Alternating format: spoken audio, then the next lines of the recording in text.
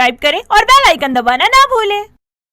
जिया बहुत ही अमीर लड़की थी, लेकिन उसका पढ़ने लिखने में बिल्कुल मन नहीं लगता था, जिसकी वजह से उसने सिर्फ 10वीं क्लास तक ही पढ़ाई की। बचपन से ही वो अपनी शादी को लेकर अलग अलग सपने संजोती रहती थी। वो लोगों से सुनती आई थी कि शादी के बाद सभी कपल्स हनीमून पर जाया करते हैं, और इस तरह उसको भी अपने हनीमून पर जाने का खूब खुमार चढ़ चुका था। इसीलिए वो अपनी माँ बीना से अपनी शादी के लिए एक लड़का ढूंढने को कहती है, जिसके बाद उसकी माँ मनोज नाम के लड़के से उसकी शादी करवाकर उसे विदा कर देती है। शादी के बाद जिया अपने हनीमून पर जाने के लिए अपने पति से बात करती है। सुनिए जी, क्या हम हनीमून पर नहीं जाएंगे? हाँ हाँ, क्यों नहीं चलेंगे, जरूर चलेंगे। वैसे मैंने ऑस्ट्रेलिया की बीचेस की बुकिंग भी करवा ली है, बस थोड़े से पैसे मांग लेना जानू अपनी माँ से, जरूरत पड़ेगी ना वहाँ पे थोड़ी सी। हाँ, वो तो मैं मांग लूंगी, लेकिन एक दिक्कत है, मुझे पता नहीं है कि हनीमून क्या होता है। अरे तो मैं किस लिए हूँ बाबू, मैं बताऊंगा आपको। हाँ, मैंने माँ से पूछा था, लेकिन उन्होंने कहा कि तुम अपने पति से पूछ लेना, वही जवाब देंगे इसका। इस तरह वो दोनों फ्लाइट में बैठकर ऑस्ट्रेलिया पहुंच जाते हैं और वहां एक होटल में रूम बुक कर लेते हैं।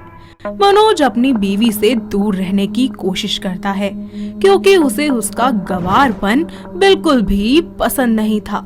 इसीलिए वो अपने हनीमून पर अपनी बीवी के साथ नहीं, बल्कि महक नाम की लड़की को अपने साथ ले आया होता है और उसके साथ एंजॉय करता रहता है। एक रात जब जिया बीच पर घूम रही होती है, तो वो अपने पति को महक के साथ टाइम स्पेंड करते हुए देख लेती है और गुस्से से कहती है, ये सब क्या हो रहा है? आप हनीमून पर मेरे साथ आए थे ना, तो फिर ये क्या है? और तुम, शर्म नहीं आती एक शादीशुदा मर्द के साथ रंगरलियां मनाते हुए? हे यू, तुम होती कौन हो? खुद को इनकी पत्नी बोलने वाली? अपने पति से पूछो कि वो क्या चाहता है। मुझे उनसे पूछने की जरूरत नहीं है, वो मेरे पति है, तो मेरे साथ ही हनीमून मनाएंगे ना, तुम्हारे साथ थोड़ी। डार्लिंग, क्या ये लड़की सच कह रही है? अरे नहीं बेबी, तुम कहाँ और ये कहाँ, इस जैसी गवार की तो मैं शक्ल भी ना देखूं। क्या कहा आपने? आप यहाँ इसके साथ आए हैं, तो फिर मैं यहाँ किसके साथ आई हूँ? ज्यादा मत चिल्ला, बहुत हो गया तेरा ड्रामा। मैं तेरे साथ, वो भी हनीमून। पागल हो गई है क्या तू? जरा अपने आप को देख, जाहिल कहीं की। अगर मैं जाहिल गंवार हूँ, तो मुझसे शादी ही क्यों की? अरे तुझसे शादी तो मैंने पैसों के लिए की, ताकि मैं अमीर हो जाऊं, वरना तेरे जैसी गवार बीबी को आज के जमाने में रखेगा ही कौन। ठीक है, अब मैं भी देखती हूँ कि तुम मेरी प्रॉपर्टी में से चवन्नी भी कैसे लेते हो। और क्या कहा था तुमने मुझे? गवार हूँ मैं? हाँ, देख लेना, एक दिन तुमसे भी अच्छा लड़का ना अपने साथ यहीं इसी जगह हनीमून पर लेके आऊंगी। तुम सड़ो यहाँ, देखती हूँ कैसे आते हो इंडिया वापस। वो अपने सारे पैसे अपने साथ लेकर वहाँ से वापस इंडिया लौट जाती है। अपने पति को सबक सिखाने के लिए उसे वहीं ऑस्ट्रेलिया में छोड़ देती है, और मनोज जिस लड़की के साथ आया होता है, वो भी उसका साथ वहाँ पर नहीं देती और उसे धोखा देकर इंडिया लौट जाती है।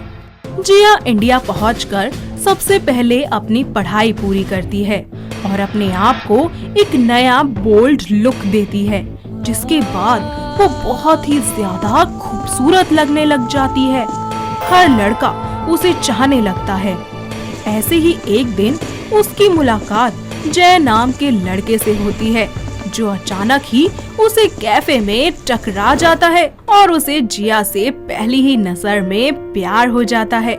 धीरे धीरे जय जिया के बारे में सब कुछ पता करता है और जिया के ऑफिस में ही काम का बहाना बनाकर आने लगता है।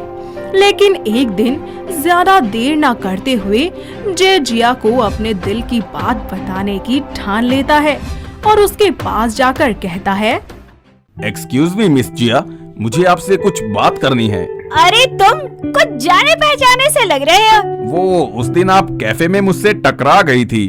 अरे मैं वही तो हूँ। अरे जब से आपको देखा है कुछ होने लगा है। क्या? जी हाँ, मैं आपसे बहुत प्यार करता हूँ। क्या आप मुझे अपना लाइफ पार्टनर बनाएंगी? मैं आपको बहुत खुश रखूंगा। प्लीज मान जाइए ना। जय के चेहरे की मासूमियत और उसका प्यार देखकर जिया मान जाती है और उससे कहती है, हाँ हाँ ठीक है, लेकिन पहले तुम्हें जान तो लूं कि तुम कैसे हो। जी हाँ जरूर। तो कब मिल रहे हैं हम? ये लो मेरा नंबर, मैसेज कर देना जहाँ भी मिलना हो। इस तरह वो दोनों रोजाना ही एक दूसरे से मिलने लगते हैं और जिया को भी उससे प्यार हो जाता है। कुछ ही दिनों बाद वो दोनों एक दूसरे से शादी कर लेते हैं और जय के साथ जिया फिर से अपने हनीमून का प्लान बनाती है। जय उसे दोबारा ऑस्ट्रेलिया ही ले जाता है, जहां वो एक बहुत ही महंगे से होटल में एंजॉय करते हैं। जय, तुम जानते हो कि ये मेरा कितना बड़ा सपना था। तो जिया, क्या मैं तुम्हें आज एक बहुत अच्छी जगह ले चलूं? हाँ बिल्कुल, जहाँ तुम बोलो वही चल दूंगी। जिया सेक्सी सी ड्रेस पहनकर तैयार हो जाती है और जय उसकी आंखें बंद कर उसे ऑस्ट्रेलिया के एक जंगल में ले जाता है, जहां उसकी आंखें खोलकर वो सबसे पहले उसे जुगनू दिखाता है, जो कि बहुत ही खूबसूरत होते हैं। वो वहां एक छोटा सा टेंट लगाकर एक रोमांटिक से डिनर डेट प्लान किए होता है। तभी जय अपनी बीवी को एक प्यारा सा तोहफा देता है, जिसमें उसकी मनपसंद चॉकलेट होती है। वाओ, मेरी फेवरेट चॉकलेट तुम्हें कहाँ से मिली? बस मिल गई तुम्हारे लिए, तो अब खा लेते हैं इसे। अच्छा चलो एक गेम खेलते हैं। एक तरफ से तुम खाओ, एक तरफ से मैं खाता हूँ। ये कैसा गेम है? वो दोनों एक दूसरे के साथ चॉकलेट खा ही रहे होते हैं और वक्त बिता रहे होते हैं कि तभी वहाँ अचानक से बारिश हो जाती है, जिसकी वजह से उन दोनों को तुरंत ही अपने होटल लौटना पड़ता है और दोनों ही पूरी तरह से भीग जाते हैं।